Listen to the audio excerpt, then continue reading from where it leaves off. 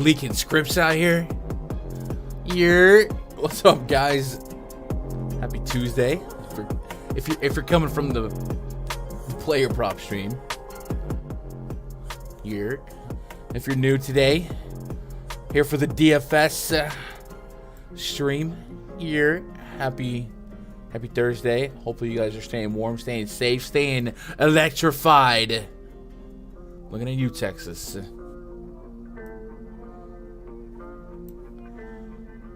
Hopefully you guys had a good night last night. What up, Anthony? What up, Robert? What up, Kurt? Vic? It's always weird calling someone else Anthony. I never knew it. What up, Dez? We celebrating super chat. Yeah, our boy Ego. Let's get him. Let's get him in the replay. Yo. Replay that. Bing bong. Bing bong. 76 Ego super chatted $20. Your. How do we get her to say your? Do we put you? Like Y-U-R? Your. I don't know why she says it like that. What up, Humboldt? Mike, Reed was late. Yeah. Rudy Gobert getting ruled out. Nasri came in, crushed it on DraftKings and FanDuel, but DraftKings he was like free. Ooh. Yo, Ego, do you have a link? I know you said that you wanted to look at your lineup. But I don't have your lineup. Like, can we share it? Oh, you sent it to me on Twitter? All right, let me check my message request. I got a lot of DMs on Twitter. My apologies if you've ever messaged me and didn't get a reply. Oh wait. Wait, is this you, Hotwire? Huh. Apparently I had messages from you that I never saw before. Or is that all from today? Hotwire. Are you Hotwire, Ego?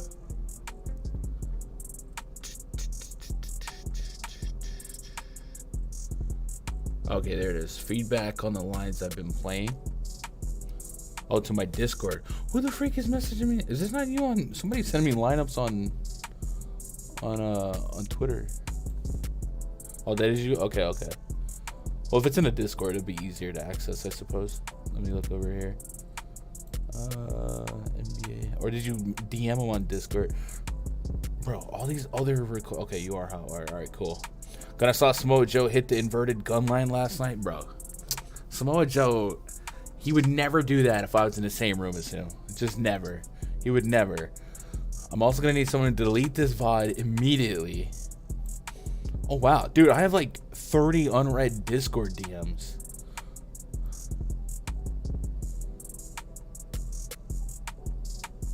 All right, let's go off of that. All right, so first of all, thank you for the $20 dono, and anyone who's dono. We have had a lot of first-time donos today. But let's screen share this. See what we got going on. So our boy Ego in the chat. Story here. Hotwire 308.25. What's this contest? Pick and roll single entry. All right, so we want to look at what type of single entry decisions you're making. So let's pop this open and make it a little larger. Open the browser. Mr. Gobert news. Oh, bro, that's the biggest part. So this is from 2 nights ago, overtime. Jalen Brunson, Emmanuel Quickley, Pat Connaughton, Derek Jones. Oh my God, bro, you took a 2 from DJJ and still crushed it.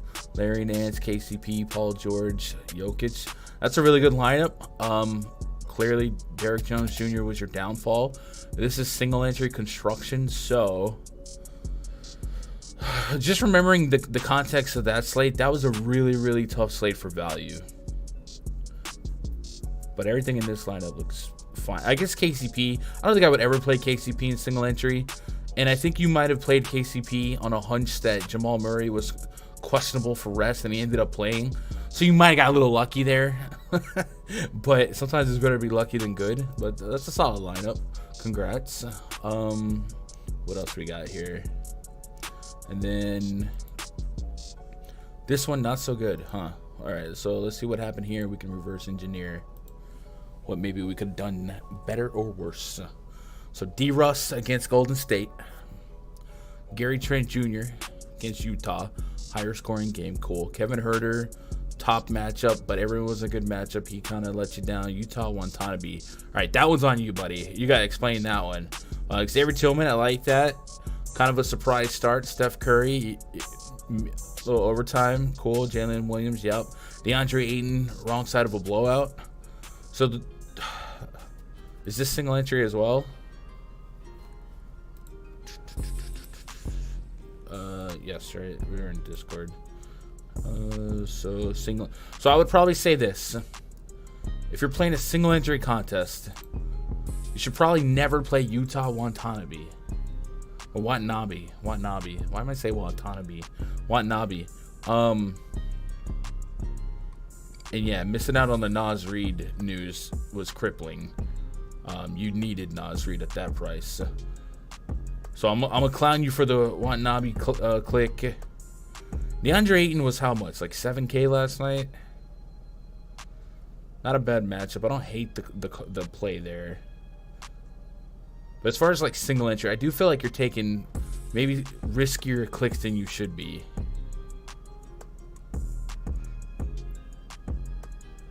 And it's really Watanabe that I'm most upset with. But even Kevin Huerter, like Eric Gordon was right there. Made a lot of sense against OKC. And you even had some OKC exposure in this lineup, right? You had Jalen Williams, so a little bit of positive correlation. You had no San Antonio. So you just had a random scoring dependent shooting guard. So I don't hate the Huerter play as much as the Watanabe play. But I think relative or comparative to what else was available, Eric Gordon certainly checked a few more boxes. I think on single entry, I wouldn't get as contrarian on the bums as I would on the studs. So I like the fact that you took a shot on D-Russ. You know, guys like Ayton, Steph Curry, those guys have the ceiling. We're chasing, and you could look at a higher owned guy that's projected for 50 and find a pivot that's still going to offer similar usage, similar minutes, similar volume. Whereas some of these scrubs at the bottom of the barrel, a little bit tougher to land. And then if they don't land, you know, their floor is literally negative, and then you're just really on an island. So maybe look for pivots if you're making some of those contrarian pivots in single entry. Look for the AK and the stud ranges, the usage guys over the value guys, because usually the chalk value is a little bit more solidified. Not always, but a little bit more. Let's get caught up. What up, Brooklyn? What up, Conscious? Oh, hey, last night, Fred VanVleet led the entire slate in fantasy points. Triple-double, 12 rebounds, 10 assists. Damian Lillard, 72 fantasy points, or 42 real points. So, here's what happened for him. Nurkic got injured a couple minutes in the game, and then Jeremy Grant, who was having a really strong first half, got injured, concussion, didn't come back. So, Lillard, who's already been on a tear usage-wise as it is, had to pick up even more responsibility last night, and he did. Good for him. Ja Morant, 32, 9, and 12. Good for him.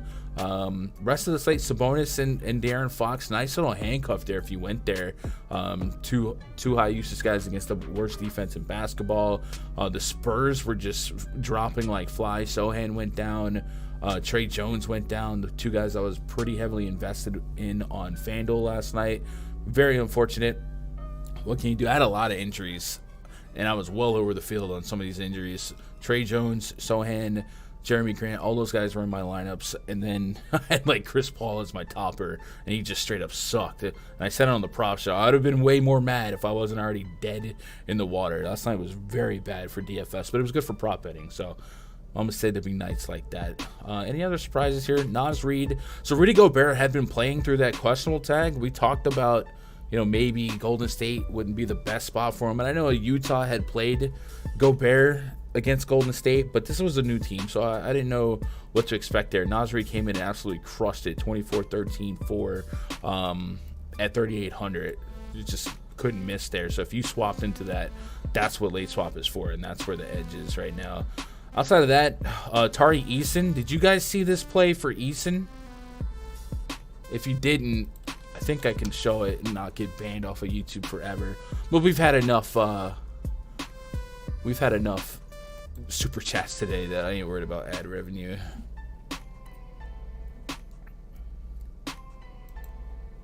Whoa. I'm gonna turn off the volume. Wait, what is this? What is this? What is this? Shows the wrong Houston players. Bro, this guy had an 8. I'm pretty sure this was 18 fantasy points for Eason in one play. Let me. No, sir. That's what we not gonna do. Let's play it. So that's a block transition.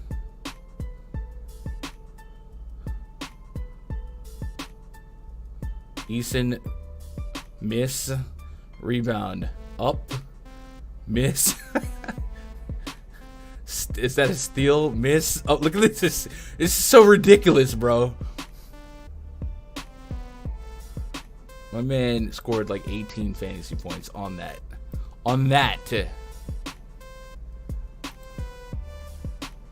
So if you played Eason, he would have been a fine play no matter what. But my lord, was that possession absolutely incredible for fantasy. It might have jazzed up some of the public perception on him just looking at the box score. A lot of that was one play. The Paul Gasol special, dude. I remember Boogie's done that for me a few times, you know. Let's get caught up on chat at the top here. It's Groundhog's Day. If I win 50K, it's spring because I'm going on vacation. If I lose, I'm done until after the All-Star break. I like that. What up, Dave Schneider? Hope you're doing all right. Mark Williams was chalk, so if we were playing backup centers, I went with Derek Jones Jr. Derek Jones Jr.? I don't know. I get what you're saying there, Ego. But I would have went somewhere else. So if you're going to pivot off of chalky, riskier plays, I still want the pivot to have similar production. You know what I mean? So like just from and this isn't dogging you, it's just like a learning, or at least a game theory. And if you guys have opinions on this, throw them at me. But for instance, Mark Williams. So not all pivots are created equal. Usually I want to pivot to have a similar projection or have similar talent. Mark Williams, when he's on the court for DraftKings and FanDuel, 1.2 fantasy point per minute, 1.3 on FanDuel. I would be somewhat shocked if Derek Jones Jr. was above 0.6, but we'll go pull that up. Chicago, other side here.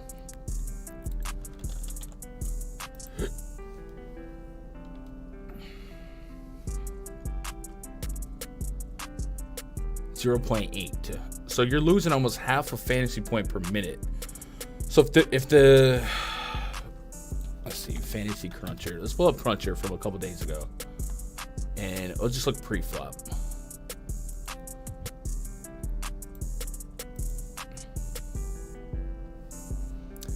What up, Chris? What up, Blocksme? Anthony's in chat. I got him. What up, Chris? So y'all gonna see me at the top of a slate tonight. I can feel it in the air. Let's go. What up, C. Bennett? I just traded TJ for Easton 2 days ago. Category league. Man, I might sell high. Nah, he seems like a good kid. So I don't know. Let's go quick view. Got the gravy boat out. Gravy boat.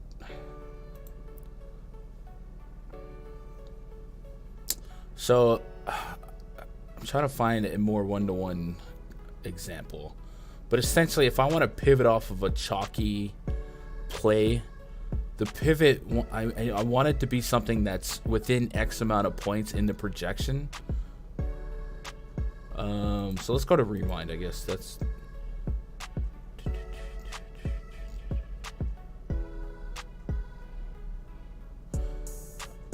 How do I just go back a couple days? I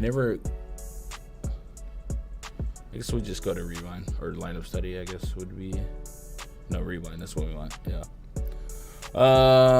He killed my 6 picks on PrizePicks. Who's that? Sohan. Sohan got injured. It is what it is. So what's the date? This was 2 days ago, right? Or the 31st? It was the 31st.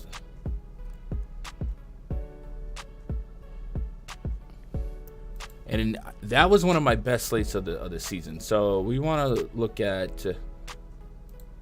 We'll leave Charlotte and Chicago on the court. So you played Derrick Jones as a pivot to Mark Williams.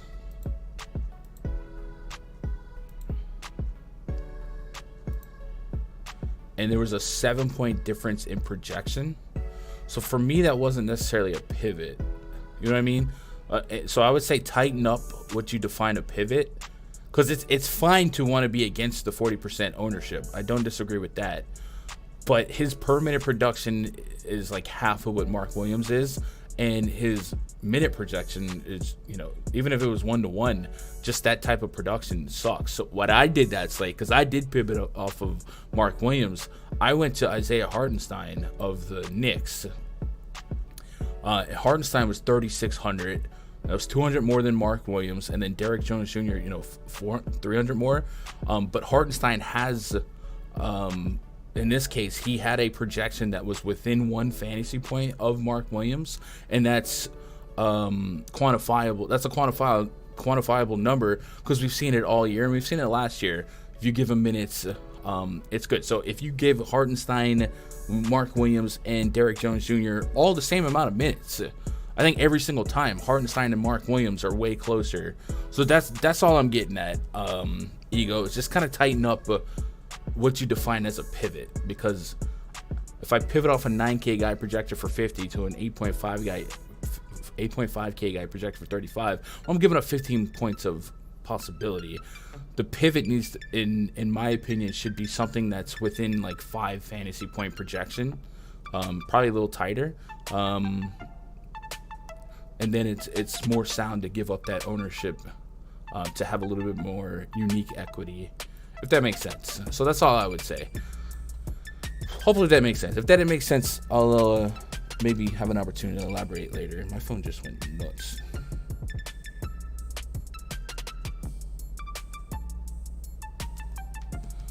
All right, get caught up. CP3 straight cheeks. Yeah, that was rough. If you're talking about the Mark Williams day, probably Hartenstein's who you're thinking about. Yeah, Hartenstein's where I went. Van Vliet has been a great player all year. Raptors are golden for fantasy. Their minutes always there.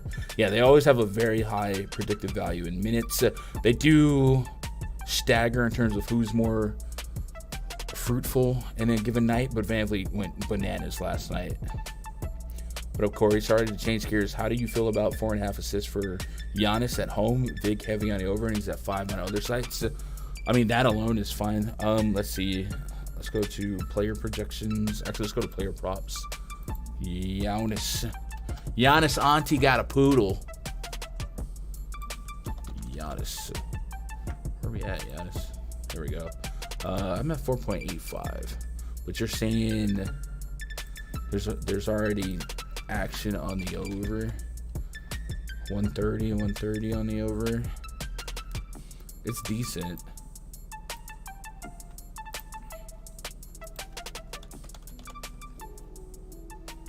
Yeah. I'll refresh to see if the vid got any heavier, but like it's fine. It's projected competitive game script, so that alone, I feel a little less confident in Giannis assists just based on Drew being back, and we've even seen Joe Ingles ball handle a little bit. Yeah, it's still 130. So I'm not saying like super heavy. It is on the over, but I'm not saying like super juiced. I guess in some spots, 130. The value seems to suggest it's plus EV, but it's not a strong lean. All right, let's get into the slate here. Lakers at the Pacers. Project starting 5 for the Lakers: Dennis Schroeder, Patrick Beverley, Torrey Brown Jr., LeBron James, Anthony Davis taking on Tyrese Halliburton, Chris Duarte, Buddy Hield, Aaron Naismith, and Miles Turner. We got 240.5 total, 2-point spread in favor of the visiting LA Lakers. So a very high total, very small spread. So this is an attackable game. The only hesitance I had for the Pacers side is what to confidently put beside Tyrese Haliburton in terms of minute projections, because I do think the window is pretty wide. It could, be as low as 28. It could be as much as 38 in a competitive game. He hasn't played in a while, so I often just err on the side of caution and perhaps underproject on the minutes. From the blurb via NBC Sports Edge, Rick Carlisle said that he expects Tyrese Haliburton sprained left elbow, sprained left knee to play Thursday against the Lakers. Blah, blah, blah, blah, blah, blah. It is the first leg of a back-to-back, so it wouldn't be shocking to see Haliburton get the night off Friday. And then I think on DraftKings blurb, they just I don't think it was quote based. I just think it was. Carlisle did add that if he's not sure if third-year guard will be able to handle a full workload. So Rick Carlisle said he's not sure if Haliburton will be able to handle a full workload. And for him, a workload has been 33+ minutes per game. So it's not definitive or nothing with conviction. And we've certainly seen players come back like a Chris Paul and play 37, 38 minutes off rip. He's a youngster, and it's a high marquee matchup, going against guys like LeBron. So I want to believe in the minutes being there, and because of that, I would want to believe in some of his favorable props. I do think his price is somewhat efficient if he was playing big minutes, and adding adding pessimism to the potential of him not playing a full workload. I'm kind of really sour on the Pacers, and I really hate to be down on the Pacers in a game where they're implied for 120, but I kind of am.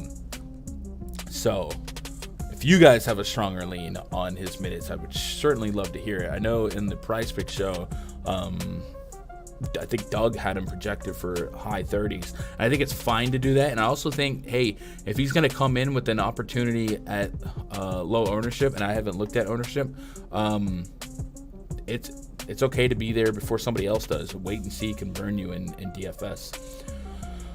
If Haliburton's not on a minute restriction, I'm playing with him. Yeah, maybe we get some type of verbiage before this game locks, right? There's only one game at lock, so maybe the pregame pressure will say he's full, cleared, fully ready to go. But yeah, Rui probably starts. Yeah, I could see that. So I know Rui started last game. The only reason I didn't plan him in here in this game is because Patrick Beverley was out that game as well. I don't know if that's actually the plan, but it certainly could be. How many minutes do we think Middleton plays tonight? I'm not sure yet. Good. Dark. Yeah, Curry's questionable.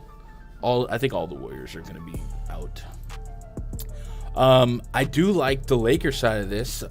I think Anthony Davis on FanDuel and DraftKings, he's played in overtime back-to-back games, but it is kind of a little bit encouraging that he can play those type of minutes. He was in for over 30 minutes in regulation last game. So this is a super plus matchup against the Pacers, who run a fast enough pace and porous enough on defense and rebounding that I think we could see a lot of peripherals, particularly the plus threes that blocks and steals permit.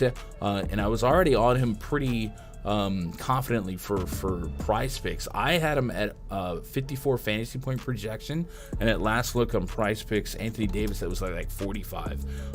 So there's enough disparity between their projection and mine that I'm borderline slamming the over, but I would have to concede that there's at least reason to be cautious. One, it's just Anthony Davis. You never know. He looks at his foot wrong. But two, picked up 4+ minutes in overtime, so 32 minutes in that game, and then he played 4 or 5 minutes in overtime against Boston, so 28. But it still looks like he's trending up, and the fact that they throw him back in the starting lineup is encouraging that those minutes will be there. And so far this season, him and LeBron together, we've seen AD push almost 1.5 fantasy point per minute, and now we put him in a super plus matchup. So I want to believe in AD. I'm going to have shares of AD. Throw Bron in the blender as well. On FanDuel and DraftKings, 7.2K to 8K on Russell Westbrook is playable, but that would be super, super loose, like tier 3. I like that 6,700 price point that we had on FanDuel the other night. So I wouldn't prioritize or overinvest in any of this, especially if like you guys are saying, we get the Rui over Torrey Brown version of this lineup. I don't know. But give me tier 3 LeBron, borderline tier 2 for AD. I'm probably just fading the Pacers unless you guys, if you wanted to buy into Haliburton playing a full run, I wouldn't push back. And there's certainly upside on Buddy Hield at 6,600. You can see 35, 40 fantasy points, but I feel like everyone's priced for Haliburton out. So even though it is a super plus matchup, but Haliburton back, it does just kind of murky the waters in terms of confidence. Get caught up on chat. Any baddies in Denver? This guy. Yeah, the knee injury over the wrist injury or the elbow injury is what spooks me as well.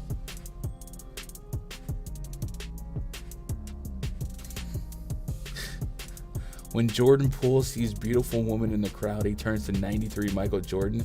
Is this a new Reddit research? I'm going to need this to be quantified, and I'm going to need a case study. And I'm going to need to see what he considers beautiful, you know? We might have different standards.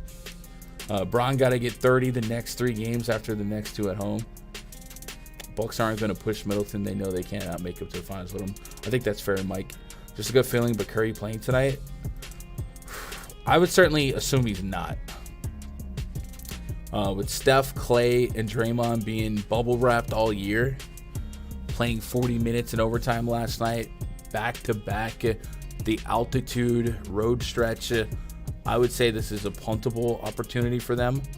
But that's also a gut feeling, so we're just on different sides. But I think, and the Vegas line being 12 point, you know, there's a lot of check boxes going against Curry playing tonight. Warriors update. Everyone just got rolled. Steph Curry questionable. All right, let's get to the bottom. Hey. Washington Silva, thank you so much for the sub. Steph Curry questionable. Clay rolled out. Draymond questionable. Wiggins not on the injury report. Depot listed as out.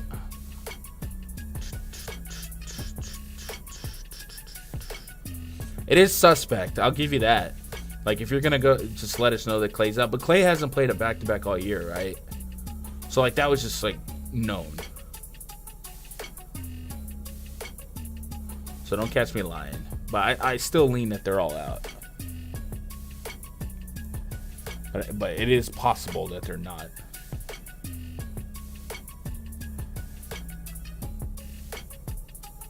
No way Haliburton plays full minutes. I don't know.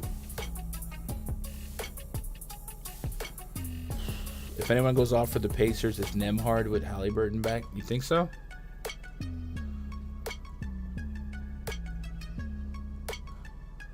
Do we think that Nembhard starts at the 2 over Duarte? I think so too, but I saw 2 different sources project Duarte. I want to see that starting lineup. But going off, just price-wise, Nembhard is cheap enough. Matherin's cheap enough as well. We're not touching TJ. What up, Shadow Dog?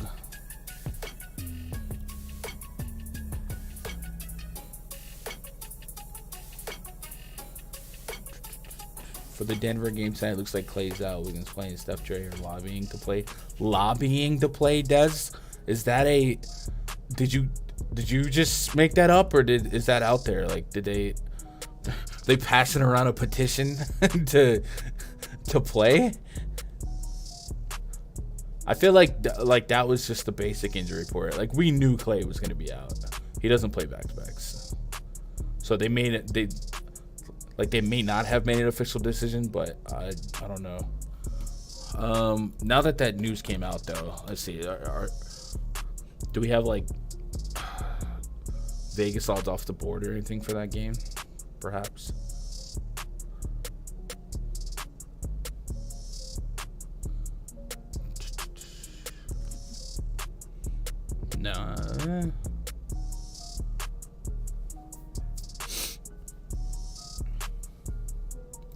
We'll see.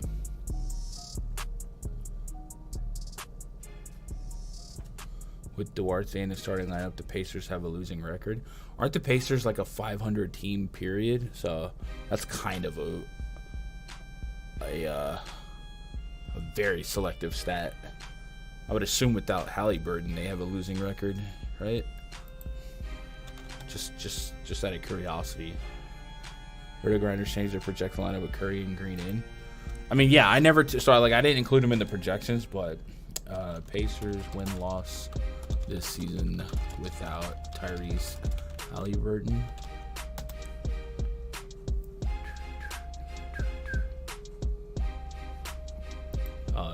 Let's see.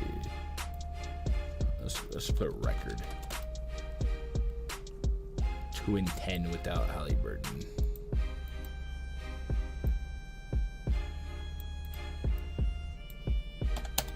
With Halliburton, they're 22-18.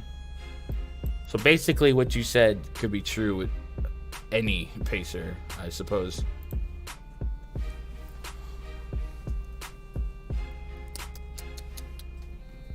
With Halliburton and Duarte, yeah, it's still like a ticky-tack stat. All right, let's move on to the next game here. 7:30 p.m., 30 minutes after the first game, locks the slate. Cavs hosting the Grizzlies. Projection 35 for the Grizzlies. Ja Morant, Desmond Bane, Dylan Brooks, Santi Aldama, maybe Xavier Tillman up against Darius Garland, Donovan Mitchell, Isaac Okoro, Evan Mobley, Jared Allen, 223.5 total, 5.5 point spread in favor of the home team. Cavaliers, Memphis, night 2 of a back-to-back last night. Going 12 rounds with Dame Dollar tonight, continuing life without Steven Adams, and we're not expecting Jaren Jackson to play, so the front court changes. Could be Santi Aldama, Xavier Tillman, Brandon Clarkson, the blender as well. I think what that could mean for us is to maybe loosen our front court metrics that the Grizzlies uphold, right? One of the best points in the paint defensive teams in basketball, and Jaren Jackson Jr., who might win Defensive Player of the Year, is more than a lateral, I would assume, going to Aldama. So perhaps a net negative front court, and maybe we take advantage of that a little bit more, and maybe the $6,300 price point on a guy like Jared Allen plays a little bit better, right? I get him for about 36, 37 fantasy points on that price point for DK, so I'm in on that. I do think, generally speaking, I'm not expecting a ton. Still on paper, two tougher defenses, but I'm willing to project the Grizzlies to struggle a little bit more on defense today because of the back-to-back, because of not having their anchors in the front court. So, I'm in agreement with the 5.5 point spread here. It is a pace up spot for the Cavs, a pretty significant pace up spot. So maybe we can take advantage of some suppressed prices for Garland and Donovan Mitchell as well. That might be baked for like an atypical game for them. If you look at that team metrics chart in the RunDFS.com NBA VIP spreadsheet, sort the league from slow to fastest. Cavs have the slowest pace right there with the Mavericks. Memphis are top 3, so a couple more implied possessions, and then if we get some more run and gun from the Grizzlies, more defensive opportunities for guys like Garland and Mitchell, who are already averaging 1.3 or 1.5 steals per game. So I'm kind of interested in the Cavs. I'm kind of talking myself into them a little bit more than usual. So I'll put them in the blender at those prices for sure. I think all of the Cavs are in play for me in terms of, for the starting 5. Mobley's the guy I'm indifferent about because I do think there's a tangible, I want to say negative. There was a tangible effect from Mitchell in to Mitchell out for Mobley, but I still think at 7K with those type of minutes and those type of defensive peripherals, he can get there. One of the other things that I was flirting with for maybe more so for the prop betting, here's a guy in Ja Morant averaging a little over 27 points per game, and in the prop streets, Ja Morant has a 27.5 prop line. And we've talked about how Ja Morant is one of the league leaders in points in the paint. And I think he's 5th in the league in points within 5 feet of the basket. So with that said, the Cavs if you sort the league in points in the paint allowed, Cavs give up the third fewest points in the paint. So for how Ja Morant accrues his real points, it's a bad spot. With that said, Ja Morant has such a high volume and usage when he drives to the rack. He can just turn some of those blocks and tough matchups into fouls. Last night, 13 of 18 free throw attempts. So I'm kind of on the fence on what to do with that information. But I think, and I jotted it down, one of my longer leans, is I kind of like the idea of Ja Morant under 27.5 points. But there's no conviction just because maybe the free throws aren't out for him. The usage should be really, really high here. Let's go run Ja without Jaren Jackson Jr. And then also having Desmond Bane and Dillon Brooks sharing some of the offense with you is a plus for him. You like Mobley just because of no Jaren Jackson? I mean, that's a plus reason. In a minute, we'll go look at Mobley. Also want to know if they start Clark or not, you know? Morant under 27, you like that? All right, cool. So it's not just me.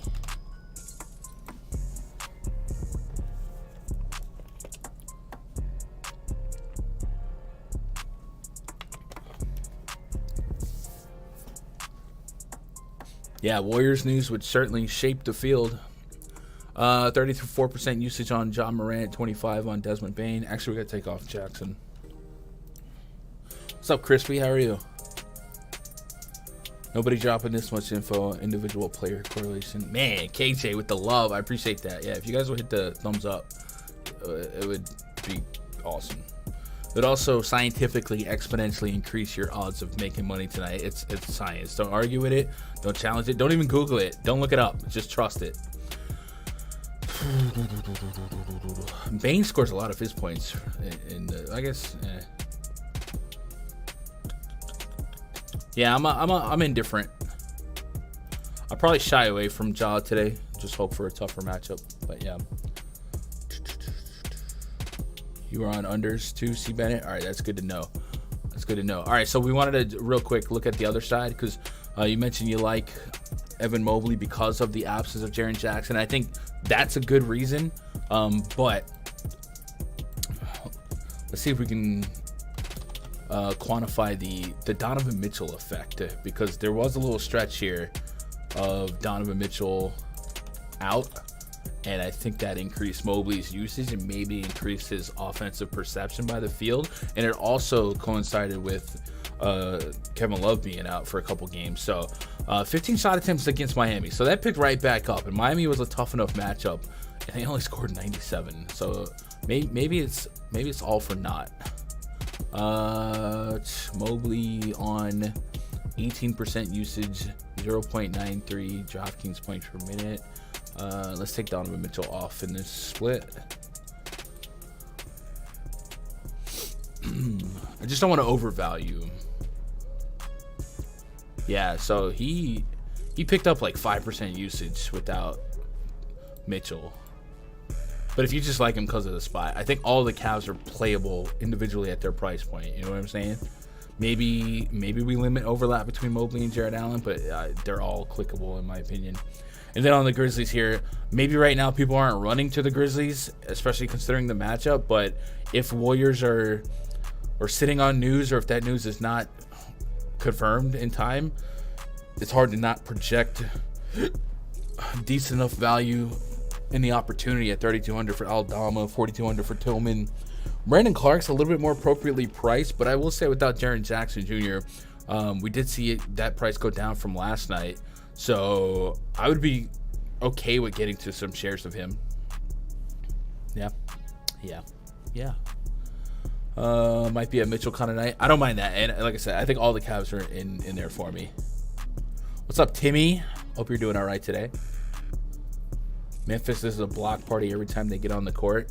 And that's a lot to do with Ja Morant's driving to the rack, right?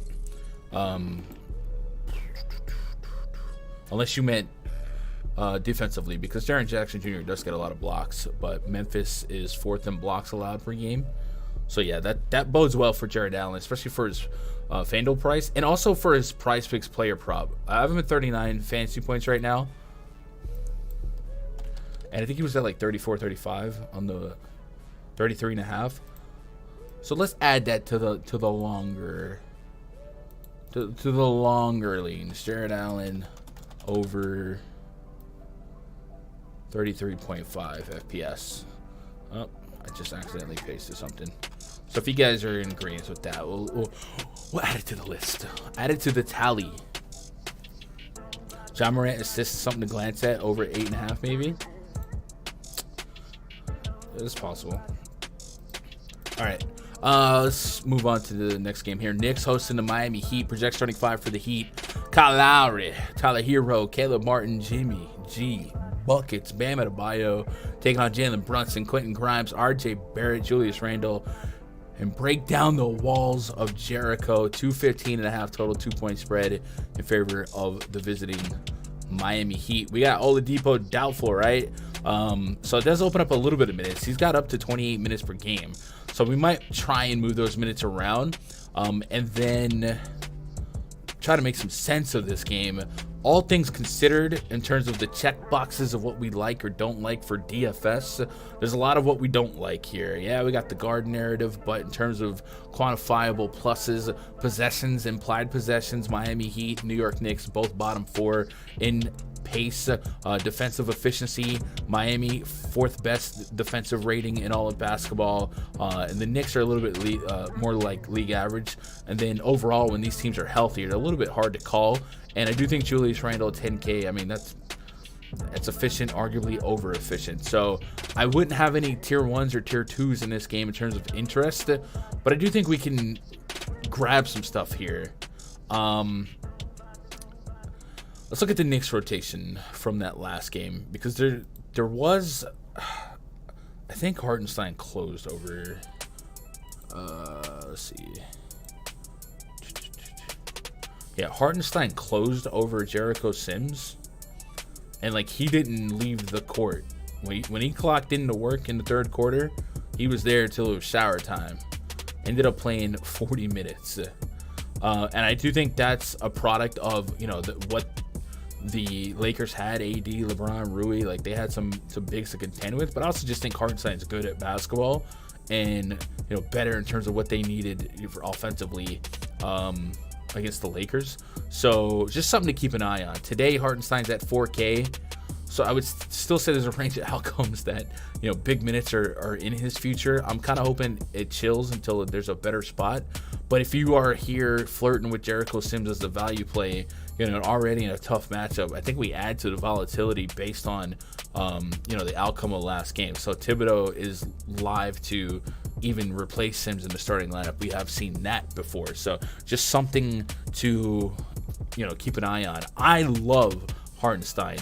Last couple seasons, we've had this saying when it comes to Hartenstein, he's not Jokic, he's Jokic-ish. I love what he brings to the table. So him and no, it was just Hartenstein. All right, so just something that we should be cognitive of. And then what that also led me towards a lean on excuse me, on PrizePicks was he had a 40.5 PRA. So that's essentially above his season average, right? 25, 29, 39, maybe 40 is his average on the season when it comes to PRA. So are we expecting him to be above average against a tough defense, slow-paced matchup? I think just the laziest of laziest analysis would kind of steer me towards a no. Prop projection-wise, I think I had him at 38. Yeah, I'm at 38. So I'm kind of leaning under on Julius Randle PRA at 40.5. So if you guys wanted to add that to some of your slips, it is a lean. He does play like so many minutes that it is what it is. But it is a lean, and that's a tough front court to get off on. But Julius Randle can shoot threes, and I think that's an X factor that does get lost in the sauce when it comes to shying away from these strong paint defenses. Some teams can still, or some guys can still chuck, and we've seen Julius Randle turn into Steph Curry, right? Yeah, it's pretty much a coin flip in the market. DJ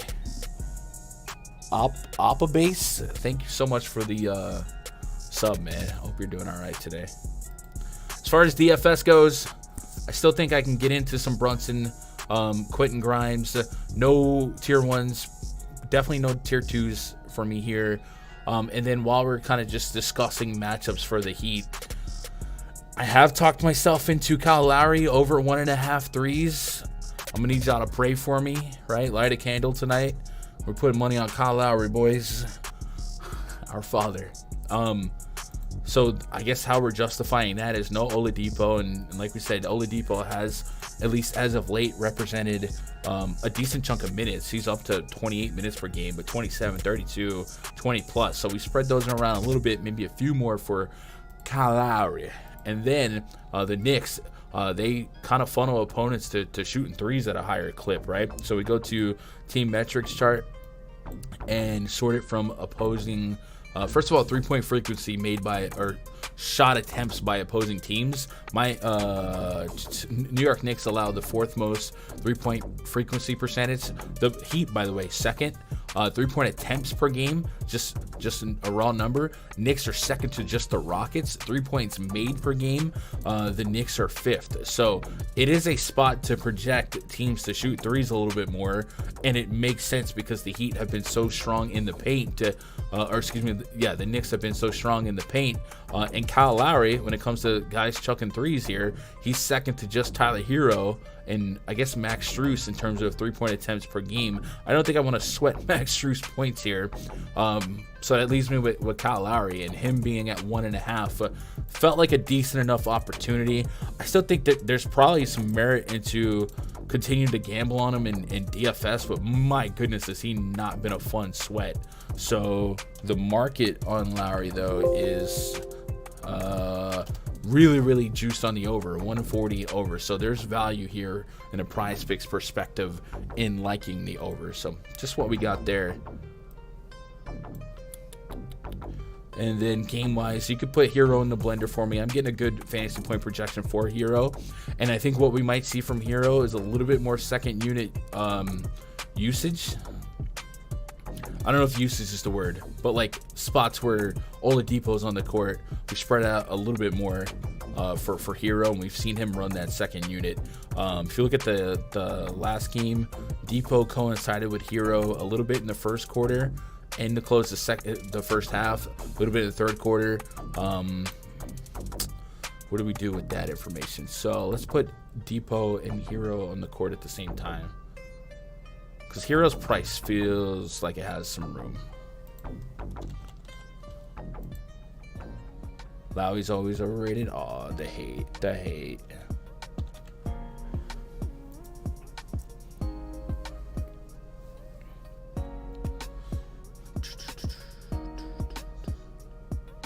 Levert's questionable.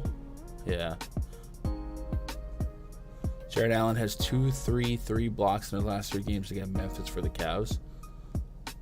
I like that, Simon. Yeah, I like Hartenstein a lot as a player. There's a couple backup centers that I just really dig. So when Depot's on the court with Hero, Depot has a 16% assist rate, a 17% usage. So Hero still is on the south side of the seesaw in terms of volume and production. But I feel like it can't hurt for Depot to be down here. Maybe I'm just trying to talk myself into Hero more than... There's a little bit of bump. A little bit. All right. So I'll throw these guys into tier 3 blenders. I don't know where I would max it at, because I do think the prices are still attackable. And what I mean by max is like, would I have up to 3 Heat in the lineup tonight? I do think that's the line, but if I saw Lowry with 30, Hero with 35, Caleb Martin we saw last game, Jimmy Butler always has, but like I think everyone individually has room for getting you a usable score tonight. So I'm just kind of torn whether I want to max the Heat at 2 or 3. I think the Knicks is almost certainly 2 for me. And even then, that might be a stretch, but I see Brunson falling a decent chunk for me. Jimmy's consistency sucks. Yeah, they all do. That's why I would set some parameters to kind of try and compensate for the volatility. But yeah. The rookie who was playing over Deadman was out today. Orlando Robinson. Yeah. And Jovic. You're saying Deadman's a sneaky player? What's up, Helms? Hope you're doing all right. I don't trust Kyle. I don't want to play Kyle too much for DFS, even though the projection keeps coming solid. But I do kind of lean on that Kyle Lowry 3-point prop more than I probably should. Hornets at the Bulls. Next game on the docket, projects 35 for the Hornets. LaMelo Ball, Terry Rozier, Gordon Hayward, PJ Washington, Mason Plumlee taking on Ayo Dosunmu, Zach LaVine, DeMar DeRozan, Patrick Williams, and Nikola Vucevic. 236.5 total. 6-point spread in favor of the Chicago Bulls. Again, we've seen this game a few times. We actually saw it a couple games back. LaMelo Ball is very intriguing for me. Dropped a 40 bomb last outing against Chicago, has really given you a strong shot at 40 plus. I think you on the DraftKings price, you gotta get into the 50 pluses on a slate like this. But on FanDuel, a little bit more leeway as well. Tier 3 at worst for me in terms of exposure, and kind of the same with Terry Rozier, and then Mason Plumlee to an extent on DraftKings. I still got a little bit of wiggle room there. Certainly a lot of volatility here. On the Bulls side, the grouping rule that I usually do, the 1 of 3, I think I'm about ready to stretch that to 2 of 3. DeRozan 49, 40, 45, 8,700. I'll take a 45 plus. We've seen that 2 of the last 3 games. The points have been there for him, 20 plus real points. LaVine as well, and then we know Vooch has been showing us a ceiling worth chasing as well. That last game, I think LaVine and Vooch had coinciding ceilings. 51 for LaVine against the Clippers, and then in that game Vooch had 53. So to get 100 plus from those two is possible. So what I'm saying is, do I move the needle on where I'm usually pretty hesitant to allow 2 of the big 3 from the Bulls? I'm thinking about it more lately. I probably would put them in the group, and maybe I'll probably captain or key Vooch in that group, and then kind of lower the percentage on the other 2. But I guess what I'm saying is, I think it happens enough in 150 lineups that you could play 2 or 3 Bulls tonight. Unfortunately for us, Vucevic in 2 games against Charlotte, 31.5 fantasy points, and it doesn't make sense because the Hornets is what you want for Vooch, right? They just suck. The rebound rate, they're attackable. Fantasy points allowed per game to opposing centers, they are amongst the worst in the league. It just doesn't make sense. And on top of it all, check this out. I stumbled on this on the last show. Vucevic is averaging 11.1 rebounds per game this season. 11. If you look at the market, I'll refresh OddsShopper to bring up rebounds.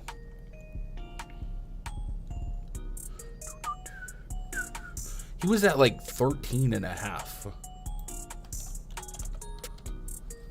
12.5. In some spots, 13.5. So like the market is like already up there for him. So I think I have to be goldfish memory here on Vooch and just like trust the process. He should smack in this spot. But like we said yesterday, and we talked about this with Keegan Murray against the Spurs. Somebody in chat, I think it was Tizzle, loved the Keegan Murray against the Spurs because of the matchup specifically.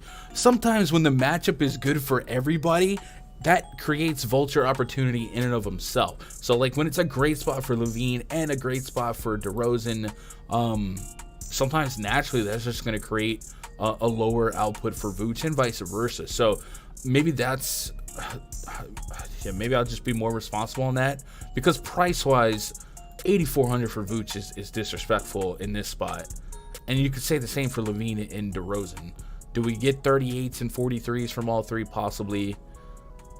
But there's a ceiling we're chasing. So I'm probably going to set a podium where I go back to the well on Vooch being number 1 here for me. and then DeRozan 2, and then Levine, but like it's all very interchangeable. I don't know. We just took a scenic route. And then for the prop streets, Terry Rozier 2.5 threes. I'm gonna go back to that. We had that last game when these two teams met up. Rozier had like 2 threes in the first quarter, got there for us, and I think the market's in agreement on that as well. And the Bulls funnel opponents to shoot threes a little bit more. So I'm there on that. Let me get caught up on chat. Vooch should eat. Yeah, he should eat. Is Vooch PRA finally too high? They keep pushing it up.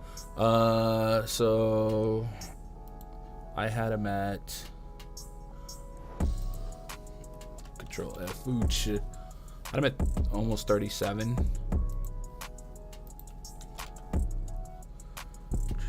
35.5. So I have him over. I actually think I had him over that rebound line too. So I'd probably just throw a blanket over maybe fantasy points if I wanted to get there. He's almost 2 stocks per game. I'd probably just go fantasy points. I'm at 50 fantasy points. What are they on him? 42.5. Like he should. But it's been so irking for him to drop the unders. But I guess if he only had 25 last game and he's averaging 30, that means he had 40 plus the game prior.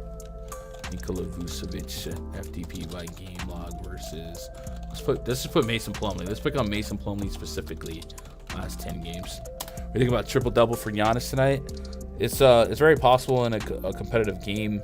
I'd probably ask what the odds are that you would have that you're getting if you take it. 25, 33, 15, and 54. Explain this, somebody, please. I'm dying here. How? I guess the 22 minutes explains the 15. But like how? How are you just not going bananas, bro? 16 shot attempts. It's only shooting 31% for a guy who, essentially 50% from not 3 in those games. I don't understand it. My brain does not compute. He should go off. I'm trusting it. I'm just doing it.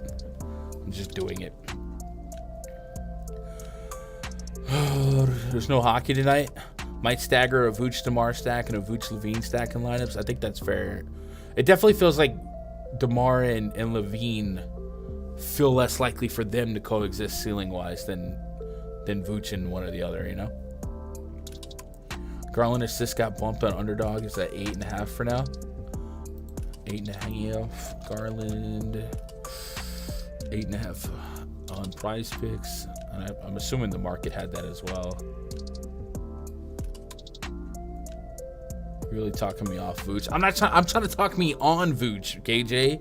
Like, he spent 10 racks on a new chain. Voochie gang.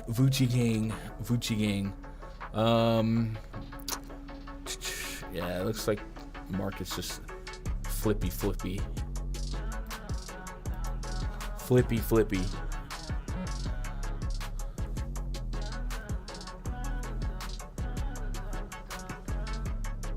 Got that itchy Levine 40-piece night tonight.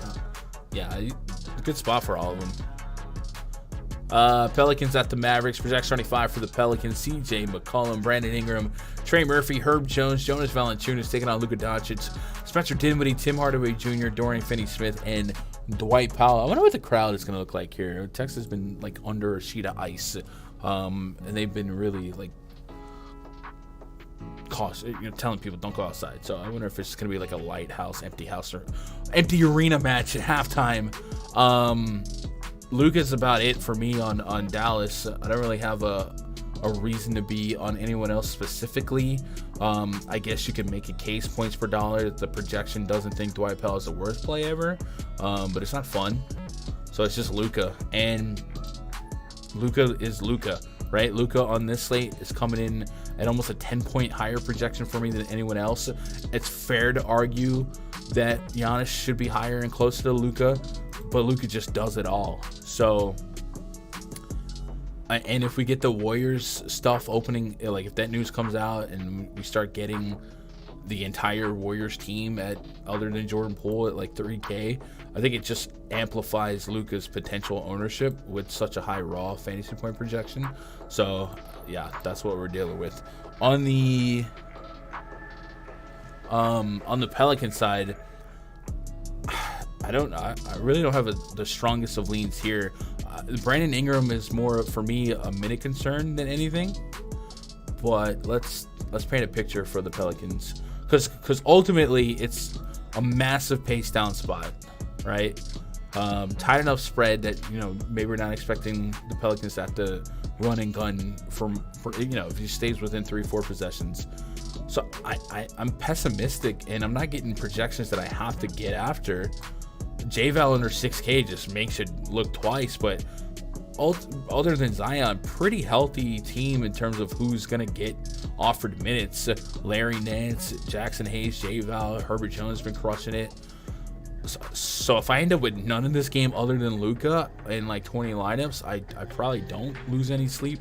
But for research sake, we'll put Ingram on the court. We'll put McCollum on the court. We'll take off Zion. Herb did go off last game. Matter of fact, I was sweating a tournament that night, and Herb was one of the reasons why. And then if you guys remember, that's the slate where the fourth quarter froze in scoring. And I didn't know that. I was playing Fortnite, looking over. I was like, man, Herb hasn't done nothing. So I just thought he like completely sucked, but it being all right. Herb had a really good game, but it's hard to project that in that type of efficiency in such a pace down spot. Ingram, McCollum on, Zion off. We got a 30.6% usage rate on McCollum, 26.5% 30.6 on Ingram, 26.5 for McCollum. The assist rate is about even. They essentially become the same player in a fantasy per minute production. And with Ingram, being kind of eased back in from a long stretch out, it got up to 33 minutes. I guess that's encouraging.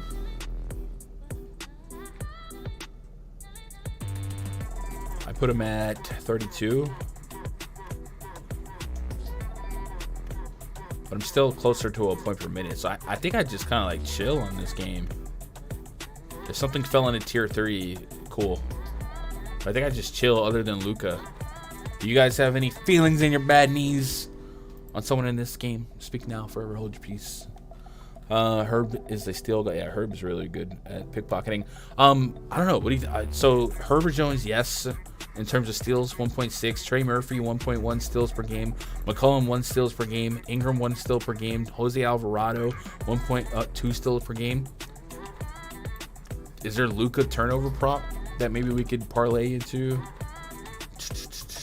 There's not. Maybe if something pulled up for like a Luka turnover prop, maybe we jump into something like that.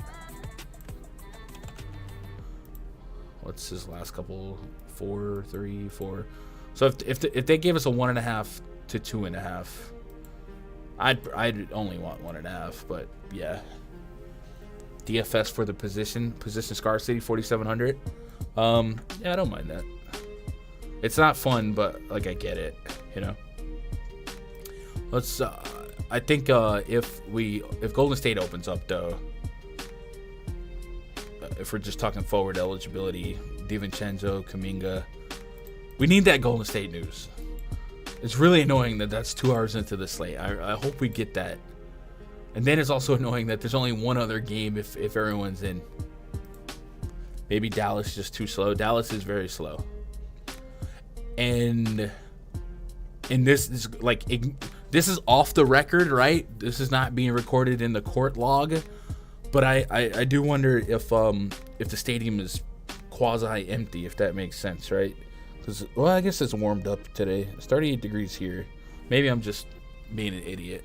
If it's frozen, I'm just wondering about the atmosphere of the game being without energy. But I think it's heated up. But maybe it gets back to freezing temps tonight. Just a question, or just a thought. At least know Andrew Wiggins is available and Clay out.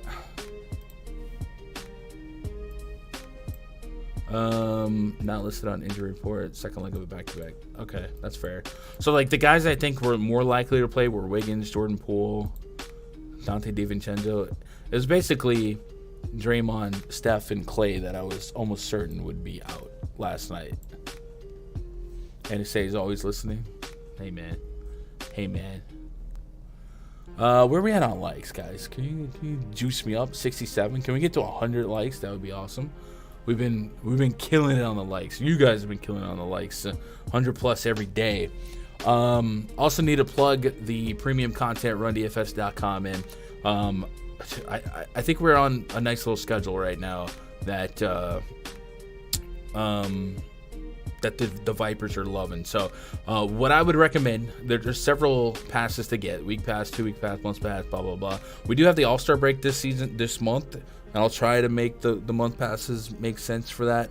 So I'll probably bake in an extra couple days. So if you do get the month pass, definitely like DM me, be like, yo, remember the All-Star break? And I'd be like, all right, cool, yeah, let me add like 4 or 5 days or whatever. But I would recommend the All-Star pass. The Ranger Bucks, you get a $100 credit towards Fantasy Cruncher, and you're locked in until the All-Star break for baseball. So that's July 11th. So you get the rest of basketball, and you get the first half of the baseball season. And the baseball spreadsheet that I created is kind of good.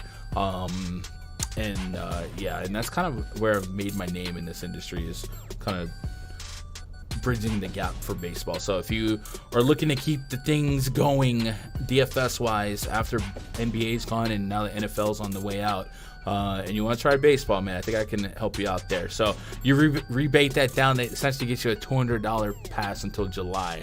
I think that's really, really good. So try that. We have the year pass up. We have all the other stuff up as well. And once you do upgrade, click VIP portal, and there will be a link to the spreadsheets, but there'll also be a link to the premium Discord. And that's where the party's at. Jump in here and get in the welcome wagon. Shout out to Diltum, he's a lifer. Jacob, that's a new one. Hindu, newer one. Zahn, newer one. There's a lot of new guys here, but we got a lot of guys that have been subbed happily for years. So that kind of lets me know that the content is good. And when you do jump in the Discord after this stream, I'm usually in the NBA voice chat for a couple hours, sometimes after lock, sweating swap decisions and stuff like that. So love to have you. Hopefully we'll see you. Somebody got timed out. What did I miss? Stop selling so hard? What do you mean? Stop selling so hard? What are you saying? Can you imagine guessing the Golden State lineup with the value players and then finding out everyone was in that game locks? Yeah, not only for the Golden State side, but like Jokic, right? Jokic looks a little bit better in a competitive basketball game pre-flop than a non-competitive, right?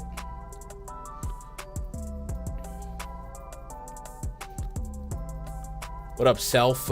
Everything melting now? These trees snapping because of mess on the roads? Yeah. Everything's melting, bro. We about to eat tonight.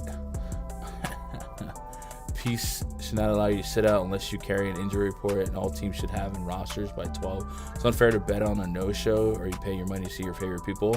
So I'm more empathetic to people that would buy tickets to go watch the players. I think we shouldn't feel a sense of entitlement to gamble on players that do or do not play. It sucks, don't get me wrong. I get burned by it for over half a decade, but we shouldn't be entitled. Like, they don't really benefit, you know what I mean? But I get what you're saying. But the people that buy tickets, like some young kid wanted to go watch Steph Curry tonight, and if he doesn't play, that part sucks. But I don't ever take it personal, gambling wise. Here, what up, Luis? What up, EB? Here, hope you're doing all right. Warriors at the Nuggets. 231.5 total. Nuggets 12-point favorites. If I had to lock the slate right now and make some lineups, I would assume that there would be no Curry. We know there's no Clay, and that there would be no Draymond. As of now, that is an assumption. There's nothing that's out there, and the Warriors have generally been pretty solid at reporting that. So I don't know. But the 12-point spread, the back-to-back, the altitude, the 40 minutes for Steph Curry last night, all that would lead me to suggest or make lineups right now, if I had to, that those guys would be out. And if I had to pin some guys in, it looks like Jordan Poole, Andrew Wiggins would be the guys I'm most likely to take a shot on being in from this far out. So that's what I would preface that. If we get all that information, those guys are out. Jordan Poole spikes through the moon at 6,500, as is right now. He's very playable in the absence of Klay Thompson. And then guys like Jonathan Kuminga look like a solid click. Let me add Kuminga. Let me add Kuminga down here. What up, Cam? What up, so? This would make Kobe the GOAT. He wanted to play every game because he's considered the paying fan. He wasn't sitting out every other game. Hey, some of these decisions are not player decisions, guys. You got to understand that too. These teams that are hiring medical analytic departments and stuff like that, and understanding that for the franchise it's more important. Like, do you think the guy paying Steph Curry, like the owners, you think they care if Denver's selling tickets? No. They care if they get some home games in the playoffs later this season. You know what I'm saying? So a lot of times the decision is not up to the player, because there are players, you let them make the decision, they're going to be dogs and they're going to go out there and play. So, you know, maybe be a little less hard on the players and understand that's just the way things work. But I agree, it's a different mindset altogether. I don't know how to feel about Kuminga tonight. Yeah. I've been 3,700, 23 minutes. Like, he's playable no matter what. I just think it's going to be hard to get away from them if we get that news out. So I would say if we had that news right now, I would assume that Poole, Wiggins, Kuminga would probably be three of the top projected owned players. And I don't even know that it's worth looking up in NBA Wowie here for this split, because it's such a different team cosmetically and fundamentally, and it's still a 12-point spread, right? Like, if they did get smoked, is Jordan Poole still out there in the fourth quarter? You know what I mean? Let's take off Klay. Let's take off Curry. Let's take off Draymond. With Wiggins in. So, I guess Looney would still start. Or would start, not still start. And Kuminga could still play the 4 if those guys were out, right? Wiggins could also play the 3. So it's not impossible, but it's still a decent chunk of minutes that I want to replace. Like, I think Kuminga, just straight up with if Draymond's out, benefits from those minutes. And we're not expecting him to be a high usage guy anyway. We're just hoping he's productive while he's out there. So just Jordan Poole on with these 3 off. Jordan Poole has a 33.2% usage rate. A little over a fantasy point per minute this season, and then everybody else is just there. This is gonna be a nightmare, and I just hope the nightmare gives us information sooner than later. Any other movement in Vegas since this stuff has happened?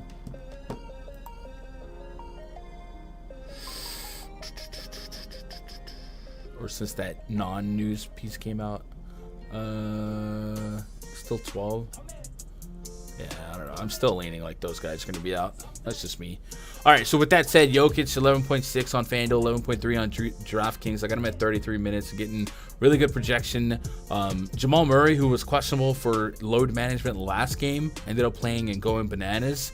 Like, if the Warriors punted that game and they thought that they were still trying to cherry pick some spots for Murray to take off, like, I feel like I would look at this one a second time and wonder if this would be an opportunity to let Bruce Brown and Bones Highland do some work. So this is a lot of connecting dots, and I hate to be in a corner just kind of connecting the pieces. So I think we're just going to have to be smart and react appropriately when the news does come out.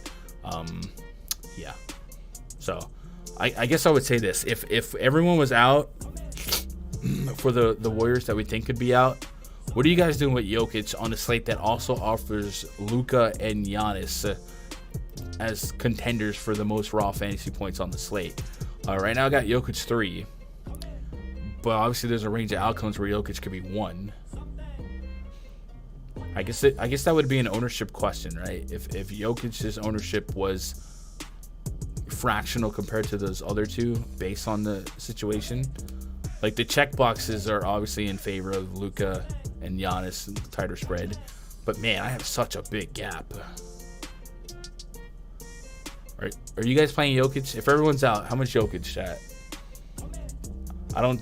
There's not a right or wrong answer because I don't even know what my answer would be in that split. I'd probably, if the field was at like 8%, I'd probably want to be around the 10 to 15. I don't know. What up, Will? Hope you're doing all right. Rotogrinders is projecting Curry and Green in. All right, I think that. Okay, I don't know what to do with that. I think it's more so. It's not that we're projecting him in; it's that we're projecting. We can't project him out without anything other than speculation. So I think it's completely fine and responsible to have a set of projections with them in and have a set with them out. But even with them out from this far out, we'd still have an uncertain starting lineup until it's actually out, you know? Will says, what up, Gun? What are 2 props on PrizePicks you plan on taking? So we were working on the list. AD over 45.5 fantasy points I'm digging. I'm leaning Randall under 40.5 PRA. Lowry over 1.5 threes. I'm tempted to move Lowry up, but I would just feel so dumb. And then Rozier over 2.5 threes. And then a little bit longer, but I still like John Morant under 27.5 points. Doncic over 7.5 assists. That's a market value suggestion that chat had. And then Jared Allen over 33.5 fantasy points. Uptick in matchup quality and a lot of minutes for him. But I'd be closer to the top of that list, you know? How much did your generator rental cost? So I'm typically pretty lucky when the power outages roll through Texas. But today I woke up twice without power. But they were only out for a couple minutes at a time. So I've been blessed in that regard. But I know people that have gone overnight without power. And, you know, that sucks. But last year when Snowmageddon happened, or 2 years ago, I never lost power once. While half the state was without power, so. Won't he do it? Favor ain't fair. All right, 1 game left on the docket. Where's our boy? Who hated me selling stuff? Chris Lambros. Chris Lambros. You're going to love this part. You ready? PrizePicks.com. If you're not on PrizePicks, you should be. They're an incredible partner of the channel, and they help create free content and help keep this content free for you guys.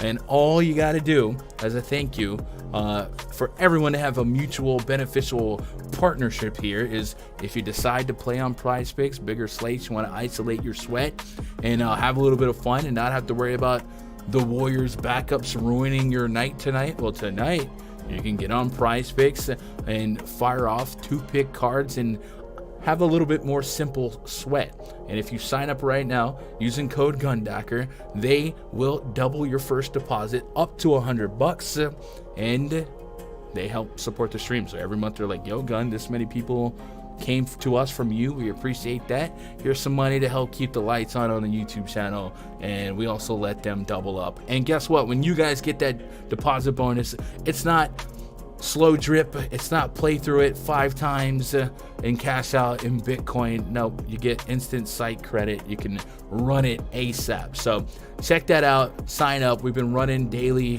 PrizePicks live streams for open research. So if you want to add that to your daily process, do that. And hopefully our boy Chris enjoyed that.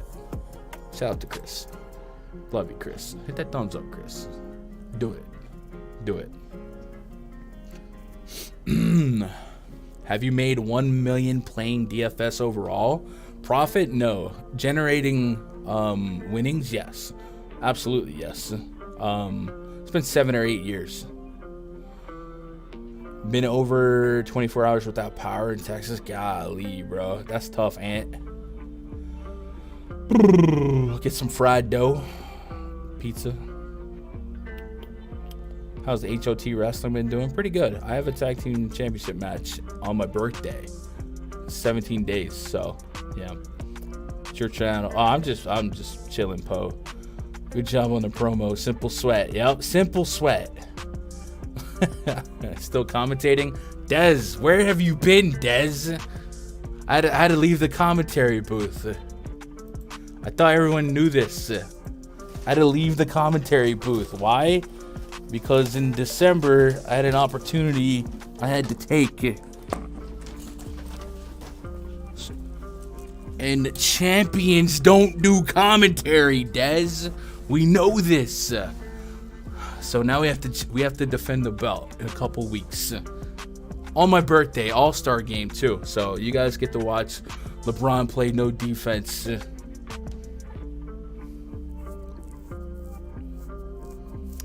What up, Squeak? Hartenstein minutes. I know he played 5. Yeah, he closed out last game after the third quarter. And then all of the fourth quarter and overtime. So I don't know if that's something we chase, but it certainly could happen. Cocaine Bear, imagine if that happened to you. Yo, the toughest fight of my life was a dude on cocaine. They don't react to stuff I needed. Like, I pepper sprayed him, didn't work. He was a big dude. Billy Anderson, yo, Gun, I normally don't type in chat, been watching you a couple weeks. Why don't you jump and say you're a heck of a man, a streamer? Man, I appreciate that, Billy. Thank you, Billy. Thank you so much. Champ Dacker. Love the Dacker. Good time, man. I appreciate you. You guys are the best. Main event tonight, Clippers and the Bucks. Terrence Mann, Paul George, Kawhi Leonard, Marcus Morris, Ivica Zubac taking on Drew Holiday, Grayson Allen, Pat Connaughton, Giannis Antetokounmpo, and Brook Lopez. 230 total, 4-point spread in favor of the home team, Milwaukee Bucks. So you throw out a fully healthy Clippers team, sans John Wall, and we look at Kawhi and Paul George to kind of pick up the slack. Last couple games, they were without Marcus Morris, right? So maybe we don't get the full-on fakeness out of Norman Powell tonight. Knock on wood. But just to kind of paint a picture on how Kawhi and Paul George have played together. And this is a really good test for the Clippers organization here. Catching a team like the Bucks at the house. Can you stop selling so hard? I feel like per minute or per... I don't know. I'm on other shows that have a lot more ads than this one, guys. Just let me have two ads a day a show for Run DFS and one PrizePicks plug in a 1.5 to 2 hour stream. I can't get that. Come on, Chris. Come on, man. But it's usually the newer gamblers always feel like they have something to prove and come in the chat rooms with egos. They'll learn. Chris will be all right. We love you, Chris. 1.2 DraftKings points per minute for Kawhi, 1.15 on Paul George. Both about a 26% usage rate on average for them coexisting here. So I like the thought of 8,300 Paul George. He burned me on his 8 3-point attempts, only just hitting 2 last game. But both guys very much have a ceiling worth having. My question, I guess, would be, do we feel comfortable with playing them together? And I don't think there's a right or wrong answer for that. I'm just asking the room here. Would you want to prevent Paul George and Kawhi together? I think on FanDuel, if we thought Kawhi was going to have a ceiling game, there's still an out at 40 fantasy points for Paul George. So maybe no. But I do think Kawhi's price point's a little bit uncomfortable. But as we saw last game, he has a ceiling. Dropped 60, 53 plus last 2 games here. 40 minutes, 39 minutes, man. This is old school Kawhi right here. That's encouraging. I think I let it rip as is, and then I'll inspect the lineups after they're made and just kind of see how much overlap there was, you know. But I'm there.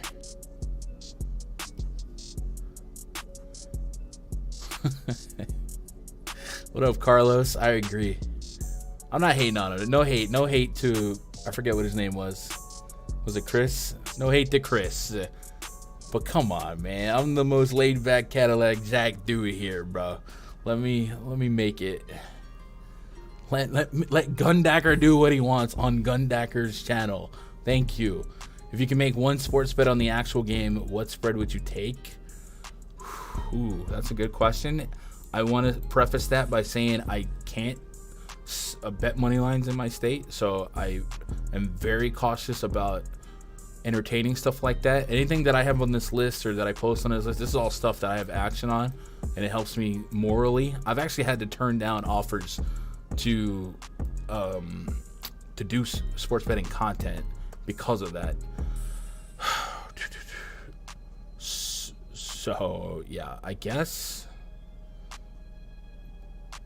I don't know. I guess I would take the Lakers to cover if they're all in, but I don't feel comfortable. It would be Lakers to cover against that Pacers team. 2-point spread is, AD, LeBron, Westy, all healthy. That would be where I'm at. But understand I can't do it. Am I crazy for looking at Rubio and DK? Wow. Maybe.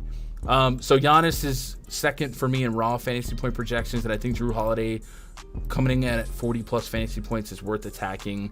I don't mind a little bit of Brolo shares. He had 5 blocks last game.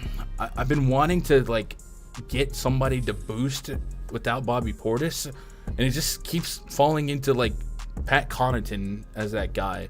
So I think we just spinning the wheel, and now pricing is becoming a little bit more efficient. Joe Ingles could still get there at under 4K, but I do think value could be a lot more stable today if that Warriors news comes out. The longer the Warrior news doesn't come out, though, it is starting to feel like we might get trolled into Warriors playing, but we'll see. All right, let's tackle some questions, and then I gotta get into the RunDFS.com premium Discord. Am I allowed to say that? Consider Ty Jerome if Curry sits. Yeah, Billy. All of the value. I think if Poole and Wiggins played, I think Ty Jerome may not be as solid, but I also think Ty Jerome would be on the court in a 20-point game, whereas Jordan Poole maybe not so much. What up, Jim? Do you think Golden State is the best value? Assuming that Curry and Draymond and that's it, right? Curry and Draymond are out. We already know Clay's out. Then yes. Looking at our player projections, and this is baked in for no Curry and Draymond. We have Santi Aldama. He is 3,200 on DraftKings. There's no Jaren Jackson Jr. It's not a fun matchup, but assuming he draws the start there, at least per minute, he has an opportunity. Ty Jerome's up there as well. So, yes, Jonathan Kuminga's up there as well. Xavier Tillman's up there. I do think there's some volatility with Tillman and Brandon Clark. Clark's not really a value because of his start a couple games ago. But Tillman, if he draws the start again, or even if he doesn't draw the start, he should have a shot to split front court minutes as long as he stays out of foul trouble. So we have a decent chunk of value pre-flop. But if you're looking for 4K or less on DraftKings, I would say Aldama, Ty Jerome, Jonathan Kuminga, Xavier Tillman. Those are 4 guys to keep an eye on. And for Aldama, we're waiting on verification that he's starting. And I would assume they need as much beef as possible against Allen and Mobley. Do more than consider play 100% if Curry sits? I'm not sure I understand that question, Doug. Oh, Rubio if LeVert is out? I think that's fair. Let's see, Rubio... I've been 19 minutes with a little over a point per minute. Let's go look at that rotation for the Cavs. Rubio played alongside LeVert. There is a little bit of minutes for LeVert without Rubio here in the second quarter and the third quarter. So it's not insane to think or to suggest or project that Rubio could be at 22 to 25 minutes. So I actually think that's probably a sharp call. I'm in full credit here. C. Bennett. It's a really sharp call. if he, yeah, I like this call a lot, actually. See, his per minute production is really, really good. Let's see. Let's go Cleveland. And also, while we're here, let's go look at the news on Karis LeVert. Questionable. Right hamstring soreness, questionable. All right. So, a straight up questionable. Early enough game. Let's just do Rubio. Just straight up per minute. What's he bringing to the table? Over a fantasy point per minute. That's really, really good. 31% or 38% assist rate. Holy crap. 120 minutes. And this isn't like fluky. We know Rubio in the past can produce. So I would be with you. I actually like that call quite a bit. We'll jot that down. If Karis LeVert is out, it could be really, really fruitful to tap into some Ricky Rubio on both sides. Really cheap. I like that. Good call. All right, so I guess that has to do it for us, right? We're almost at 100 likes. Get to 100 likes before we get out of here. If you guys are lurking, you haven't subscribed, man, hit that sub button. Yesterday, we had over 30 new subscribers. Today, we're already at like 22 new subscribers, so that's pretty good, man. You guys are the best. I appreciate that. Twitter.com/Gundacker. Tomorrow, we're back at it. I would imagine it's a big Friday night slate, but last Friday wasn't that big, so we'll see. Assuming it's a full slate, we'll do a 2 p.m. Eastern PrizePicks show, and then a 3 p.m. Eastern DFS show. 2, 4, 6, 8 game slate. That's not terrible. So we'll stick with the same schedule for tomorrow. So player prop show first, then the DFS show / player prop show for the next hour and a half after. We go with that. I'm headed to the RunDFS.com premium Discord for the next couple hours. You guys want to join me, you're more than welcome, man. I really, really, really thank you guys for making part of my day. Be part of your day. All I ask is you tell somebody out there you love them. I love you. Good luck. God bless. And go win some money.